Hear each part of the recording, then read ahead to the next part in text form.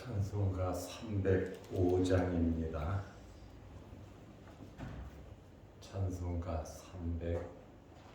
305장. 나 같은 죄인 살리신 주 내 놀라운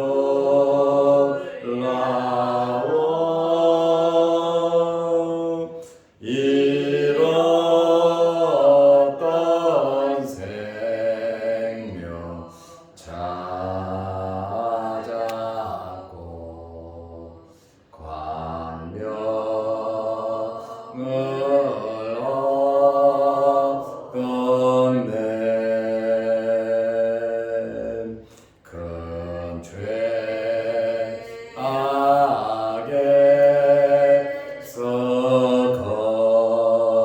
건지신 주 내 고마움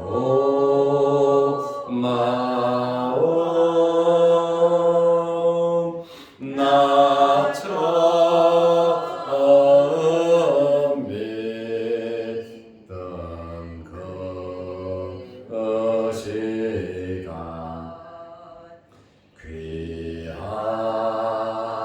귀하고 귀하다.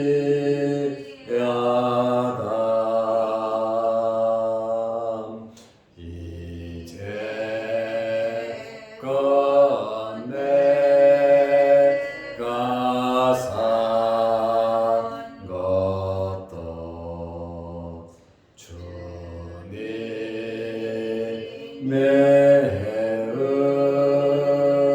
은혜라. 또 나를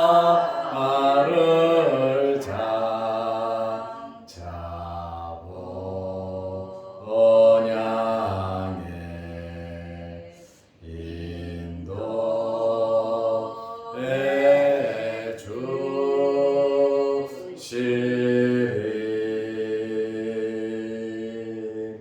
거기서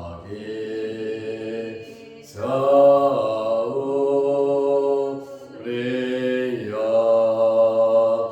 영원히 주님의 은혜로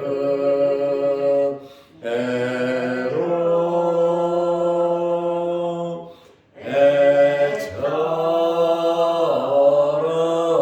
밝게 살면서 주 찬양하리라.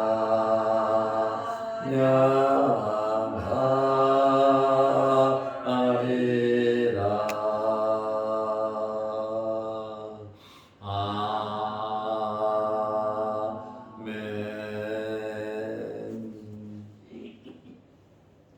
사도신경으로 우리의 신앙을 고백하겠습니다. 전능하사 천지를 만드신 하나님 아버지를 내가 믿사오며 그 외아들 우리 주 예수 그리스도를 믿사오니 이는 성령으로 잉태하사 동정녀 마리아에게 나시고 본디오 빌라도에게 고난을 받으사 십자가에 못 박혀 죽으시고 장사한 지 사흘 만에 죽은 자 가운데서 다시 살아나시며 하늘에 오르사 전능하신 하나님 우편에 앉아 계시다가 저리로서 산적 죽은 자를 심판하러 오시리라. 성령을 믿사오며 거룩한 공예와 성도가 서로 교통하는 것과 죄를 사하여 주시는 것과 몸이 다시 사는 것과 영원히 사는 것을 믿사옵나이다. 아멘. 하나님의 말씀 누가복음 6장 15절 16절 말씀입니다. 마태와 도마와 알페오의 아들 야고보와 셀롯이라는 시몬과 야고보의 아들 유다와 예수를 파는 자 될 가룟 유다라. 아멘. 16절 말씀까지 보았습니다. 어제 사도라고 칭하는 12명의 제자를 예수님께서 밤새도록 기도하시고 세우셨습니다. 어제 6명에 대해서 말씀을 드렸고 오늘 나머지 6명에 대해서 간단하게 설명을 드리려고 합니다. 15절 말씀에 보면 마태와 도마와 알페오의 아들 야고보와 셀롯이라는 시몬과 그랬습니다. 마태는 세간원이고 세리였습니다. 열심히 일하다가 예수님의 부름을 받았는데 이 마태를 마가와 누가는 레위로 소개를 하고 있습니다. 마가와 누가는 마태라 이렇게 소개하지 않고 레위라고 이렇게 소개를 했는데 이 레위는 야곱의 셋째 아들의 이름이죠. 야곱의 셋째 아들의 이름이고 레위라고 하는 이름의 뜻은 연합하다라는 뜻을 가지고 있습니다. 마태가 부름을 받은 후에 히브리식 이름 레위에서 헬라식 이름으로 바뀌죠. 헬라식 이름은 마태입니다. 그리고 마태는 자기 자신을 마태복음 9장 9절 10절 세리 마태로 숨기지 않고 나는 세리였다 라고 하는 사실을 밝히고 있습니다. 도마가 나옵니다. 이 도마는 히브리명으로 쌍둥이라고 하는 뜻입니다. 헬라어로는 디두모라고 합니다. 디두모. 3번 나오는데 누가복음 6장, 마태복음 10장, 마가복음 3장에 나오는데 디두모, 쌍둥이라고 하는 뜻입니다. 의심 많은 제자로 알려진 사람이 도마고 또 나사로를 살리러 갈 때 우리 다 같이 죽으러 가자 이렇게 말을 했던 사람이 도마입니다. 인도에서 선교하다가 순교한 사람이죠. 알페오의 아들 야고보가 나옵니다. 세베대의 아들 야고보가 나오죠. 베드로, 안드레, 야고보, 요한. 여기 세베대의 아들 야고보가 나옵니다. 이 세베대의 아들 야고보와 구별하기 위해서 알페오의 아들 야고보다. 그러니까 같은 이름이 2명이 있잖아요. 그래가지고 아버지의 이름을 넣어서 알페오의 아들 야고보다. 세베대의 아들 야고보라고 이렇게 서로 구별하면서 썼습니다. 그래서 작은 야고보라고 이렇게 호칭하기도 합니다. 신약 성경을 보면 알페오 아들 야고보는 이름만 이렇게 언급되어 있고 그가 말한 거나 다른 여러 행동들이 나오지는 않습니다. 그래도 예수님의 12제자인데 많은 사람들 중에서 선택한 거 아닙니까? 대단한 일꾼인 것은 확실한데 성경 안에 이 사람의 행적에 대해서는 별로 기록된 것이 없어요. 페르시아에서 선교했고 십자가형으로 이렇게 순교했다는 주의 일을 하다가 순교한 그러한 사람으로 알려져 있습니다. 여기 셀롯인 시몬이라고 나옵니다. 셀롯. 여기 셀롯이라고 하는 말에 일자가 적혀 있어요. 성경에 보면 그 일자를 밑으로 쭉 내려가서 보면 열심당원이라 이렇게 기록이 되어 있습니다. 여기 셀롯인 시몬은 베드로를 시몬이라고 그랬잖아요. 시몬의 아들, 이렇게 요한의 아들 시몬아 이렇게 불렀는데, 바요나 시몬아 해서 베드로를 시몬이라고 이렇게 이름을 불렀어요. 베드로와 구별하기 위해서 셀롯인 시몬이라고 이렇게 기록을 했고, 마태, 마가는 가나안 사람 시몬이라 이렇게 호칭을 했습니다. 베드로와 구별되는 이 시몬이라는 이름이 또 제자 중에 둘이 있잖아요. 베드로도 시몬이잖아요. 그렇다 보니까 셀롯인 시몬이다 이렇게 호칭을 했는데, 이 셀롯이라고 하는 것은 열심당원, 다시 말하면 국수주의자를 의미하는데, 이 열심당원은 아주 국가를 누구보다도 사랑하는 우익을 말한다는 거죠. 우측으로 하는데 좀 심한 우측을 말합니다. 당연히 반로마적이죠. 로마가 이스라엘을 장악했으니까요.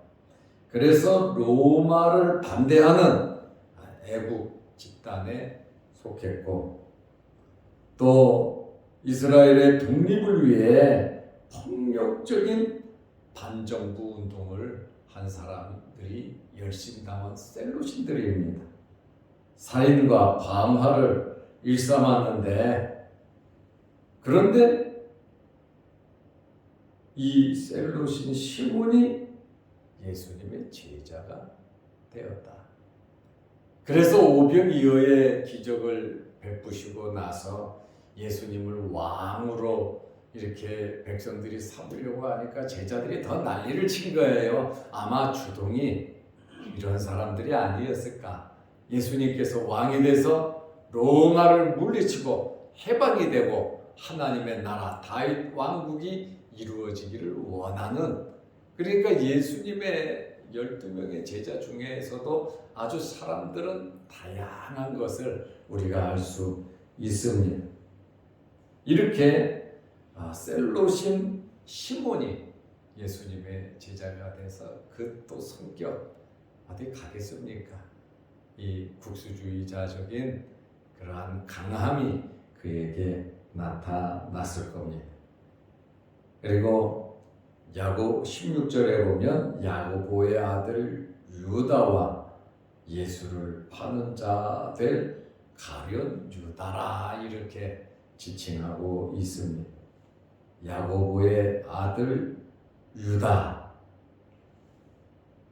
마태와 마가는 이 사람을 다데오라고 기록을 했어요. 다데오. 공간복음에 보면 이 사람의 말이나 행동이 전혀 없어요. 야고보의 아들 유다. 또 마태와 마가는 다데오라 이렇게 했는데, 다만 그 최후의 만찬 때 야고보의 아들 유다가 한마디 한 내용은 기록되어 있습니다. 요한복음 14장 22절에 예수님께 질문을 한 거예요. 예수님께서 우리에게는 이런저런 말로 나타내시면서 세상에는 왜 안 나타내십니까? 우리에게는 말씀 다 하시면서 왜 예수님의 그 마음 진심 그 속에 있는 거를 세상 사람들에게는 나타나지 않습니까? 제자들에게는 말하면서 왜 사람들에게는 나타내지 않냐고 그것을 말한 사람이 야고보의 아들 유다인데 유일하게 요한복음에 한마디 한 것이 나와 있습니다. 야고보의 아들 유다라 이렇게 하면서 가룟 유다와 서로 다른 이름이 유다니까 이렇게 호칭을 했습니다. 가룟 유다가 나옵니다. 가룟 유다면 할 말이 많은 사람이죠. 항상 가룟 유다는 12번째 중에 맨 마지막에 말째에 기록이 됩니다. 전부 다 그렇게 기록이 되어 있어요. 마태, 마가, 누가복음 전부 다 가룟 유다는 맨 마지막에 기록이 되어 있고 베드로는 항상 맨 처음에 기록이 되어 있습니다. 가룟 유다를 가리켜서 16절에 예수를 파는 자 될 가룟 유다라 앞으로 예수를 팔 자다 이렇게 말을 하고 있습니다. 이 가룟 유다는 모든 제자 중에서 가장 먼 곳에서 예수님을 따른 자예요.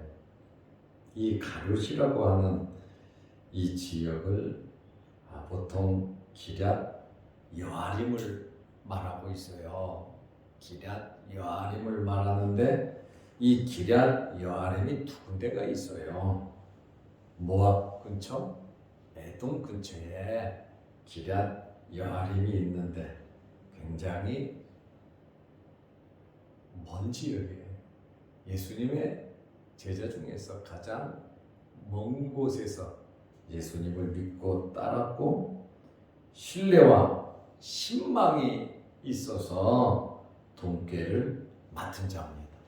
모든 재정을 맡아서 관리하는 사람이 바로 가룟 유다인데 한 여인이 향유를 부었을 때 요한복음 12장 5절에 보면 야 이것을 300데나리온에 팔아서 가난한 자들에게 줄 수 있다. 그리고 낭비했다고 앞장서서 말한 사람이 가룟 유다예요. 돈꾀를 맡은 사람으로서 돈에 대해서 굉장히 민감하고 성경은 그는 도적이다 이렇게 말을 하고 있거든요. 그 돈을 착복해서 사유화 했다라고 하는 것을 우리가 알 수 있습니다. 이러한 이 사람이 좀 정의롭잖아요. 어떻게 보면 야, 그 낭비다. 길바닥에 없어지는데 그걸 팔아서 가난한 자들에게 나눠줄 수 있었겠다. 이렇게 정의롭고 공의로운 척을 했던 가룟 유다가 예수님을 은 30에 팔아버리고 말았죠. 이 은 30의 기준은 출애굽기 21장 32절에 나와요. 은 30의 이 기준은 짐승에게 들여 바쳐 죽은 사람, 노예 한 명의 값이 바로 은 30이에요. 가룟 유다는 예수님을 볼 때 그저 노예 한 명의 값어치 정도로 가룟 유다는 생각한 거예요. 300데나리온의 향유를 팔아 가난한 자들을 구제하고 그냥 예수님의 머리에 부어서 그거 낭비했다. 얼마나 공의로운 말이에요. 정의로운 말이에요. 사람들이 볼 때에 공감이 가는 이야기입니다. 그러나 예수님은 뭐라 그랬죠? 내게 좋은 일을 했다. 복음이 전파되는 곳에서는 이 여인이 행한 일을 말을 해라. 이 여인을 나무래지 말라고 주님께서 말씀을 하셨죠. 겉은 공의롭고 말은 공의롭고 입은 공의로운데 실제적인 삶은 공의롭지 못한 가룟 유다와 같은 그러한 사람들이 종종 있는 것을 봅니다. 그에게 사탄이 마귀가 그 마음속에 들어가니까 결국 그는 예수님을 팔아버렸고, 아무리 큰 죄를 지었다 할지라도 회개하면 용서의 기회가 있습니다. 다윗도 그랬고 베드로도 그랬고 성경은 사랑과 용서를 말하고 있습니다. 그러나 가룟 유다는 자살로 인생을 마감했습니다.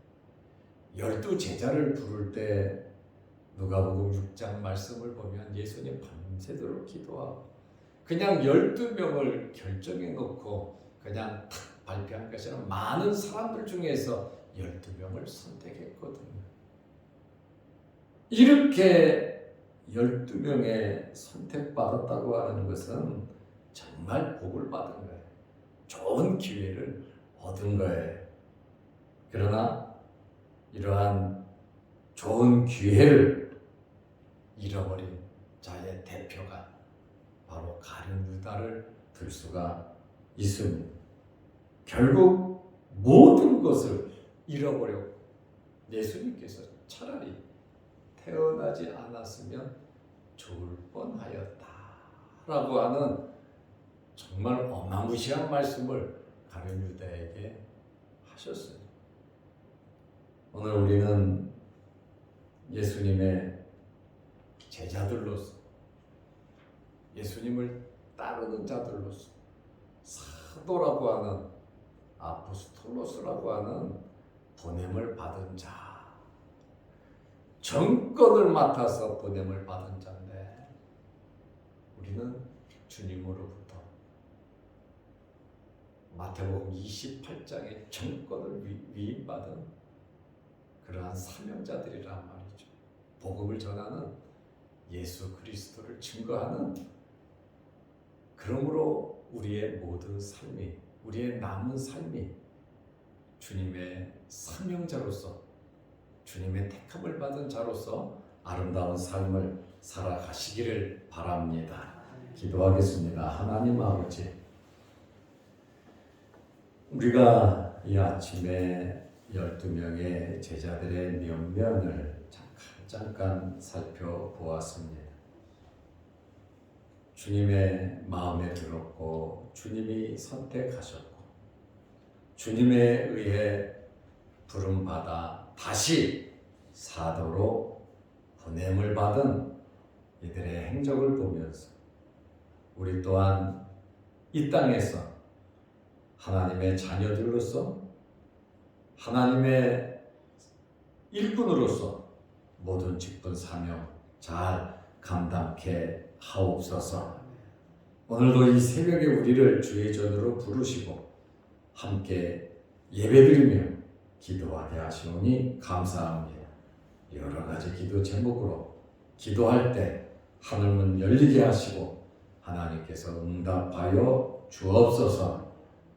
또한 육신의 질병으로 어려움을 당하는 성도들 일일이 기억하여 주시고 깨끗하게 치료하여 주옵소서. 그리고 성도들의 각 가정마다 여러 가지 기도 제목들이 있사오니 하나님 앞에 부르짖어 구할 때 하나님께서 응답하여 주시고 합력하여 선을 이루게 하옵소서. 영상을 보며 함께 말씀으로 은혜 나누는 성도들에게도 크신 복을 내려 주옵소서. 예수님의 이름으로 기도드리옵나이다. 아멘. 하늘에 계신 우리 아버지여, 이름이 거룩히 여김을 받으시오며 나라의 마옵시며 뜻이 하늘에서 이룬 것 같이 땅에서도 이루어지이다. 오늘날 우리에게 일용할 양식을 주옵시고 우리가 우리에게 죄 지은 자를 사하여 준 것 같이 우리 죄를 사하여 주옵시고 우리를 시험에 들게 하지 마옵시고 다만 악에서 구하옵소서. 대개 나라와 권세와 영광이 아버지께 영원히 있사옵나이다. 아멘. 자유롭게 기도하시기 바랍니다.